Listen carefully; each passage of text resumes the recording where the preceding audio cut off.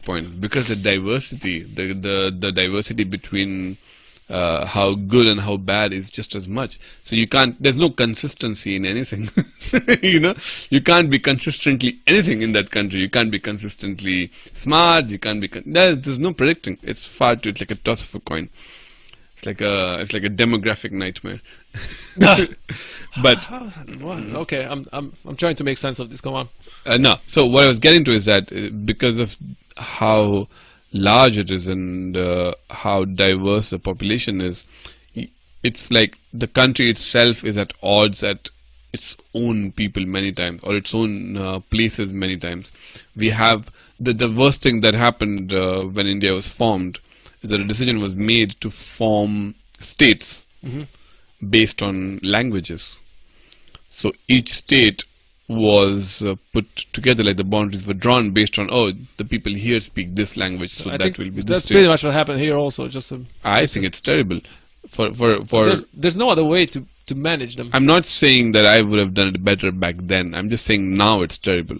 We can only judge it based on what's happening now. And now it's at a state where many of the states are fighting against each other in the sense, oh, you come from that state, you're not from here.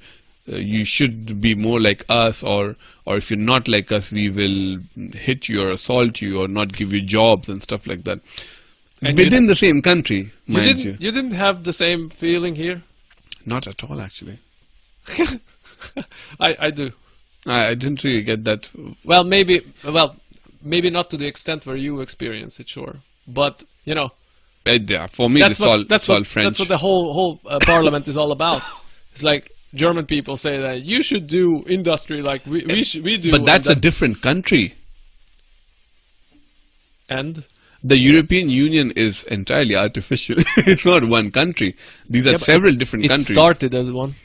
I can completely imagine different countries being against each other in the last 20 years or so. But that's exactly what's happening in India as you described it. It's just in child's shoes. It's at the beginning of it. This had happened several hundred years ago in Europe, but it's still the same process. It's that people started to propagate everywhere, and so much time has passed between, I don't know, tribes or groups of people that they started speaking differently, and that became a different language. Yeah, and that's why you can retrace certain expressions to their sources. No, I understand why the languages here and the countries here formed based on the uniformity of languages, but the problems that probably Europeans faced because of these differences in like 50 years ago are the problems that we are facing as a single country now. But in that regard, you know, single country is again just an arbitrary limit. Exactly. As like saying Europe is, it's arbitrary and it's artificial. Yeah, but when it comes to productivity and economics and I agree with, and also, well, yeah, the consequences of these things impinge upon. The economy of the country impinges upon the consequences of things like these, which are basically dividing the country. It is divided here also, exactly for the same reason. Somehow the European Union should get along. It hasn't been that long, and we just had a world war not that far away. 50 years ago. 60 years ago. Yeah, that's not that long. I mean, how long has it been that these societies here are predicated on the same idea? What, 200 years? 250? Before that, there was nothing. It's just, you guys are 100 years behind. That's it. That's not a lot of time. It's exactly the same thing that happened here. I think. No, it's true. I always give credit where credit is due, is that the country has made, like India has made, for the short amount of time that it has existed as a arbitrarily defined country, it has made an astounding amount of progress. This is beyond doubt. Absolutely. By many standards. Well, India has made progress in fields that were quite unexpected, like space technology, but also other fields like economically speaking, we were not that bad 10 years ago. Agriculturally speaking, we're doing quite well. It's not at all entirely terrible, but the problems that are quite systemic in India are because of these issues, which is that we are quite diverse. within the same country, to a degree that it is becoming an issue, which is, I'm not saying get rid of diversity. In fact, I'm saying people should become more tolerant to diversity, but the opposite is happening. It's going the other direction. People are suddenly starting to realize, oh, look at how diverse we are, let's hate each other. I don't know why that's happening now. For place we have been this diverse for the last 70 years, but suddenly it's an did issue. population rise in India recently? I mean, the last 100 years? Well, yeah, of course. That's why. Because there's course. less space. Of course. So it's harder to tolerate somebody else's difference when they are so close to you.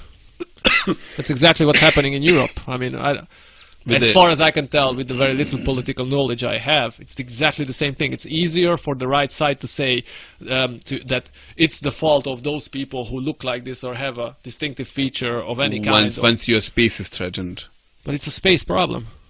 Well, that's very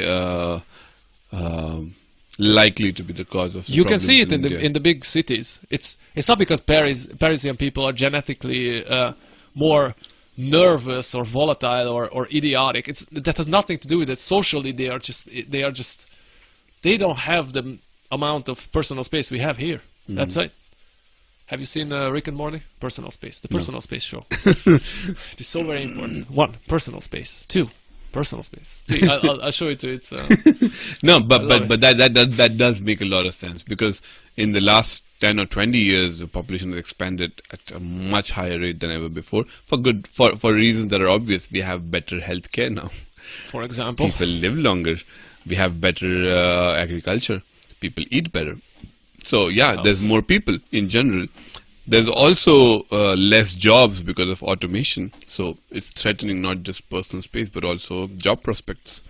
So I know these reasons exist, but at the same time, it's put the country at a situation where it's like pitching 10% of the country or 20% of the country against the 80%. The 80% being the majority of rural India, that it's as if it never changed. The 20% of the country is the one that is comparable to many cities in the US. And that's the bridge that I was talking about. So when I traversed from being grown up in a small town and being educated in a city, this was the most obvious thing about Indian. This is where I learned the most about India and its class system and its and all the things that come along with calling the country as a diverse and complicated system. Because I've seen what it's like in the small village, and I've seen what it's like in the city. What's in the city is economic classes. The most obvious thing.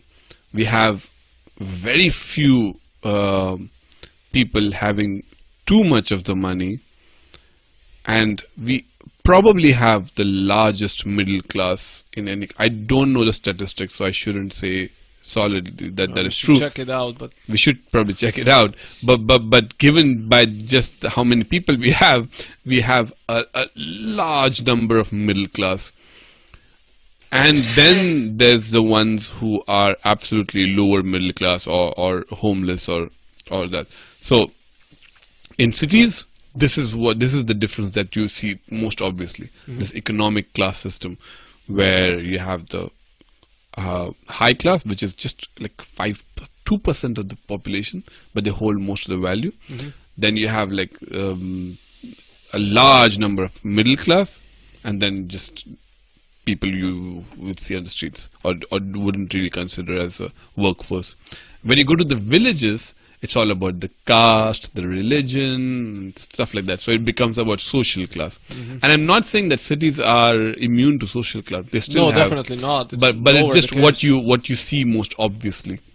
In the villages you go, it's not so much about economic class. It's more about social class. Oh, you're a Brahmin, or you're a... I don't think it's that very Dalit. different from anything that I've perceived here.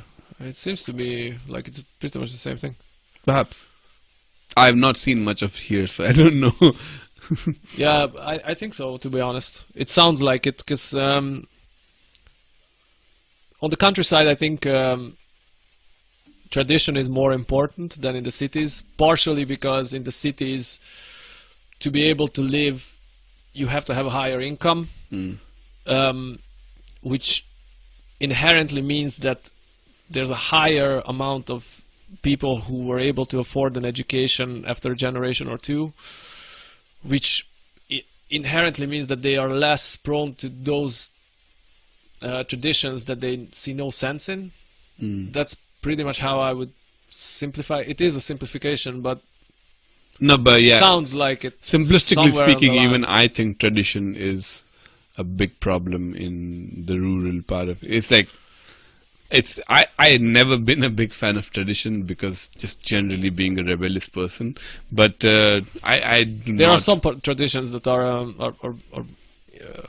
worthwhile to keep, yeah, even though it hasn't changed but they shouldn't be kept without being constantly in check. exactly. I agree with that. Effectually, a tradition is something that has been there for a long time, and Well, sometimes for a reason.